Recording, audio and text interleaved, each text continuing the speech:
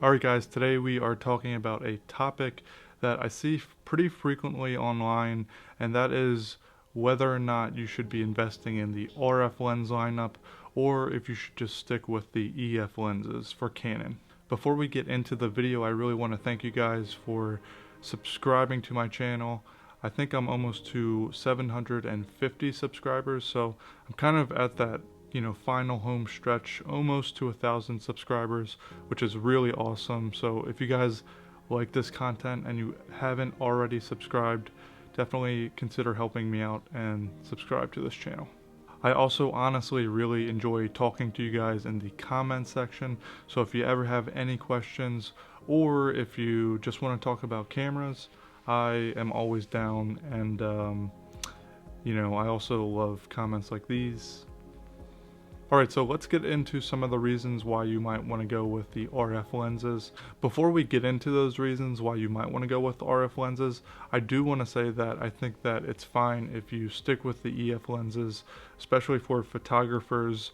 I think that you're going to get really great image quality. You're also going to be getting that great autofocus that comes with mirrorless cameras, even though these lenses are adapted to the mirrorless camera. So the fact that you're getting the great image quality and performance from the lenses, for a lot of people it's probably worth just sticking with your EF lenses, or maybe even acquiring some EF lenses to match with your R series bodies, and maybe saving some of that money and waiting until some of the RF lenses drop in price. Now, just so you guys know, the RF lenses that I have to match with my R5 and R series bodies are the 15 to 35 millimeter, the 50 1.2, and the 85 1.2. So some of the things that Canon is claiming with the RF lens lineup paired with the RF mount is that you're going to get superior edge-to-edge image quality, and you're also going to be getting minimal light fall off, so you won't be getting that much vignetting with your lenses. And in terms of the superior edge-to-edge image quality, I definitely agree with that. It's pretty amazing. The corner sharpness, even wide open with these lenses, is pretty amazing. Now with the vignetting, I haven't really noticed that there is a clear advantage with the RF lenses so far compared to the EF lenses. With the 50mm 1.2 and the 85mm 1.2, there still is vignetting when you shoot wide open, and it's somewhat noticeable.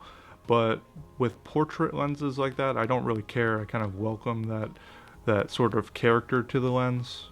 But with the 15 to 35mm lens, there is pretty substantial vignetting when you're shooting at f2.8, and that's kind of a bummer, especially for astrophotography work. I found that in order to correct that light fall off on the edges, it definitely takes some time to do that in Lightroom, so it's kind of a bummer, and I think that I would expect more out of an RF lens. But that being said, the 15 to 35mm focal range is really useful, and I can definitely kind of see why they would compromise having some of that vignetting for making an awesome focal range like that. Now with this new RF mount, you're going to be able to purchase really cool lenses like the new 28 to 70 f2 lens, and I can only imagine the lenses they're going to release in the future. It's going to be stuff that we haven't ever seen before, and I think they'll be really great tools for you. With the design of the RF mount, you're also going to be able to get these professional lenses like the 70 to 200 f2.8 and even the new 70 to 200 f4 lens in a more compact size than their DSLR counterpart lenses. So I would feel way more comfortable going backpacking or on a longer day hike with the new RF 70 to 200 2.8 and the 15 to 35 2.8 when compared to their DSLR counterpart lenses. If you guys haven't seen that new RF 70 to 200 f4 lens, definitely check that out, because that's pretty much the same size as the RF 24 to 105 millimeter lens.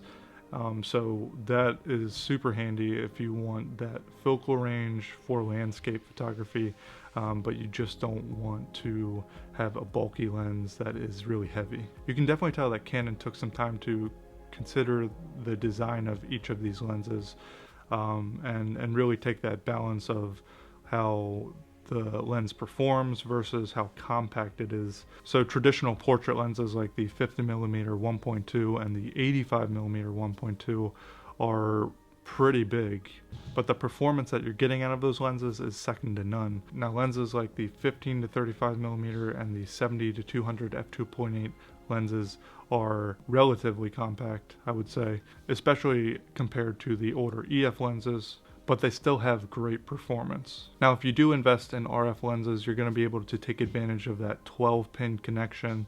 Now, those 12 connection pins are going to allow for increased speed and volume of data transmission between the camera body and the lens. The RF lenses can also store lens correction data, so this kind of gets us into the digital lens optimization of the RF lenses and how the lens correction data can be stored within the lens, and those 12 connection pins can allow for real-time digital lens optimization. So you'll see in the photo and video modes in the Canon menu system, if you're shooting on one of the R series bodies, that there is a section where you can do real-time aberration corrections. You can do real-time distortion corrections, which is really great for video. Immediately, real estate video production comes to mind when I think about where that feature would really come in handy. So two other areas where you're really going to benefit from that 12-pin connection with the RF lenses are autofocus and image stabilization.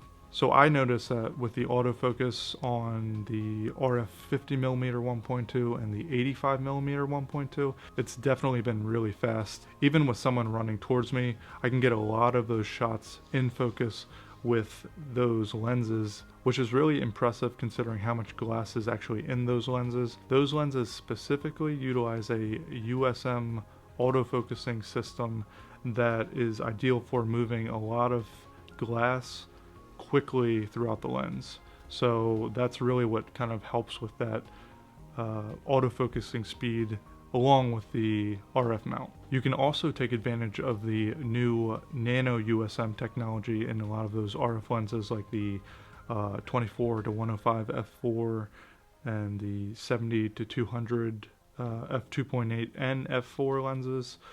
So that nano USM autofocusing system is really quick and really quiet, so it's ideal for video work, especially if you have your microphone right on top of your camera. So an area where you're really going to see a benefit from acquiring these RF lenses is image stabilization. So if you pair an RF lens with a body like the R6 or the R5 that has in-body image stabilization, you could potentially get up to 8 stops of image stabilization depending on the lens. But that's honestly really crazy. Having really great image stabilization like this is really a game changer, especially if you're doing landscape photography and you're in a situation where you don't necessarily want to bring a tripod with you. There's situations where I've been able to take up to 2 to 3 second exposures and have it tack sharp. And now you're seeing rumors with the cameras like the R1 that's going to be released in the future where you might potentially get 9 stops of image stabilization. So, I think Canon really developed a powerful system here, and you run into some issues with it, like on the wider end of the 15 to 35 lens. You will get some of that wobbling just because of the way the in-body image stabilization works with the lens. But honestly, that hasn't been an issue for me because I don't do a lot of vlogging like that. And if I do need stabilized video at a wide focal length, like 15 millimeters, I'm usually always using a gimbal, where that's pretty much a non-issue. And one more thing about the RF lenses is that you do get that control ring. I've definitely been starting to use that more recently, and I honestly think it's because it's more about the muscle memory. I've been so used to DSLRs where I'm utilizing buttons to kind of switch all of my settings, but the more that I do use that control dial on the lens, I think that it's just starting to become ingrained, and I'm just using it more and more now. So I do think that it is nice to have. It's always nice to have an extra layer of control for your camera. When you buy an RF lens, you'll notice that the control rings come with like a really slight click. If you're looking through your electric viewfinder and you need more precise control with that control ring, then it is nice to have that tangible feedback. Now you can get the ring declicked by sending it to Canon, and I think there is a fee for that. I think I read it was like $300, but you guys should definitely double check on that if you want that feature. If it is $300, that's kind of pricey, but that would be nice to have for video applications where you definitely don't want that sound or that like slight movement in the camera if you are utilizing that control ring. Alright guys, I think that's it for today. If you guys have any questions about this video, then definitely leave me a comment below. If not, I will see you in the next video.